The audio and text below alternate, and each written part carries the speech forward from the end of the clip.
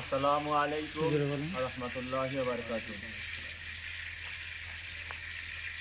আজকের যে উদ্দেশ্য নিয়ে আমরা ভিডিও করছি, এই ভিডিওটা উদ্দেশ্য মূলত আমার মুসলিম ভাই বোনদের জন্য। আজকের আমরা ইমানি শক্তি থেকে আজকে দূরে চলে গিয়েছি বলে আজকে আমাদের উপরে বহুত পেরেশানি আসছে,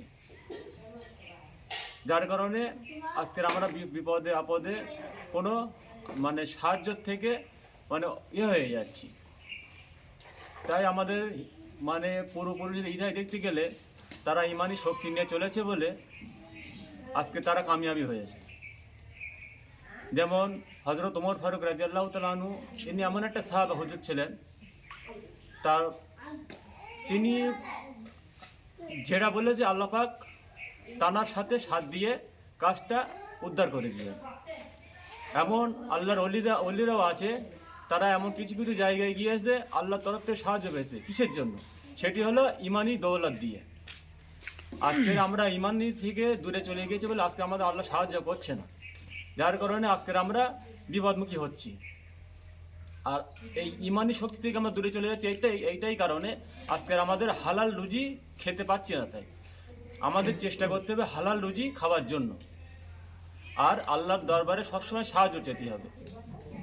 আর আজকের যে আমার মুসলিম ভাই বোনেরা অন্য রাস্তায় চলে গিয়েছে, তাদের একটাই ভুল, তারা আজকের আবেগে ভাসছে। আর আবেগে ভাসলে হবে না। আজকের আমাদের যে ইসলাম ধর্ম, ইসলামের যে নীতি চরিত্র আছে তার উপরে চলতে হবে, আর আমাদের হালাল রুজি খেতে হবে, তাহলে আল্লাহ আমাদেরকে সাহায্য করবে। আর আজকে যে আমরা এই দাড়ি রেখেছি, আজকে বড় বড় পাঞ্জাবি পরেছি, কিসের জন্য? আজকে আমরা ইসলামকে ভালোবাসি, তার কারণে আজকে আমরা এই দাড়ি পাঞ্জাবি টুপি পরে বেড়াচ্ছি, কি মানুষের সাথে কথা বলছি।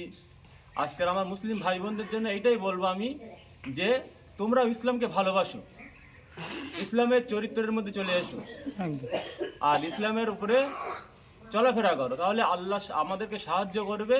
দ্বিতীয়ত, কেউ আমাদের কোনো ক্ষতি করতে পারবে না। এমনকি কোনো জায়গায় গেলে আমাদেরকে ক্ষতি তো করতে পারবে না। দ্বিতীয়ত, আল্লাহর তরফ থেকে আমাদের সাহায্য 100-র মধ্যে 100 আমরা পেয়ে যাবো ইনশাআল্লাহ।